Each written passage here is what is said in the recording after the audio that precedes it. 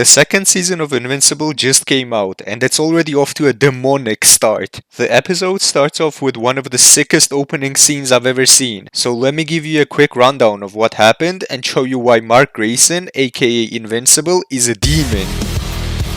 So right away, we see holes getting punched through the clouds while Invincible and Immortal are fighting, and it kinda makes the viewers confused at first. Like, why are these two even fighting each other? Until you see Mark's bitch ass grinning and asking dumbass questions like, why don't you trust me, mid-fight, with a smug voice. So the fight goes on for a bit and Immortal is low-key fucking Mark up.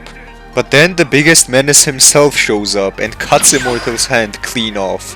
And by now I'm guessing that everyone realized that we're watching the events of a different universe.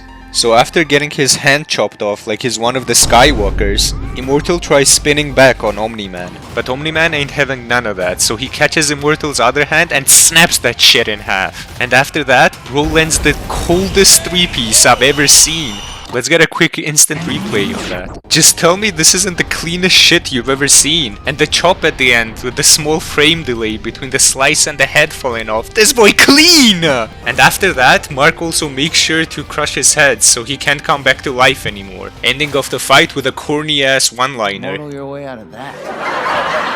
So then the scene cuts off and we see a destroyed city, while also hearing Mark broadcast his message, basically gaslighting the Earth that him and his father are actually helping the Earth by making it a part of the Viltrum Empire, and how with their help, Earth will be untouched and there will be no diseases and no shit like that. We also get introduced to a new character, Angstrom Levy, which if you read the comics, you know that he's gonna play a key part in Mark's storyline, and also spoiler alert, he'll give us some of the best fan service with the crossovers. Later in the episode, we also find out that in most other universes, Mark chose to fight alongside his father instead of fighting against him, which is setting up a whole ass multiversal Invincible war, which is really sick. Okay, back to the plot. So Angstrom goes into this underground base, which is a base for all the revolutionaries who are trying to oppose Invincible and Omni-Man from conquering the planet. And in that base, we also get to see some familiar faces, like Robot and... Hold on, is that Jake from Hotline Miami?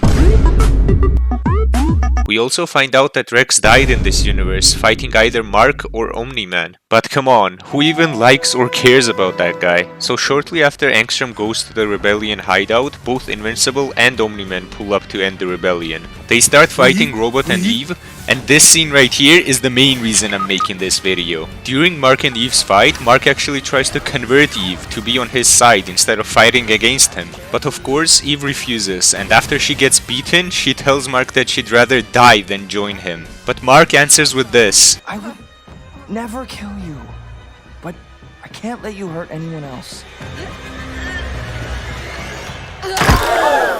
Bro just snapped her neck right after he tells her that he doesn't want to kill her. Which is actually true, because later on he says that he just paralyzed her so he can go and visit her afterwards.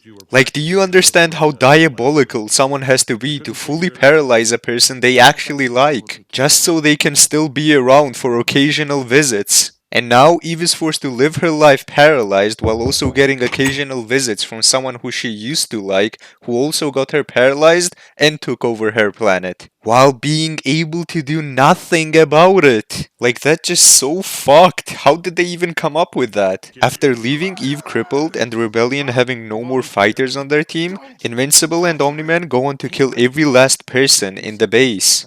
Well, until this Angstrom gets saved by our universe's Angstrom and gets teleported out of there. So yeah, that was basically it for the opening sequence of...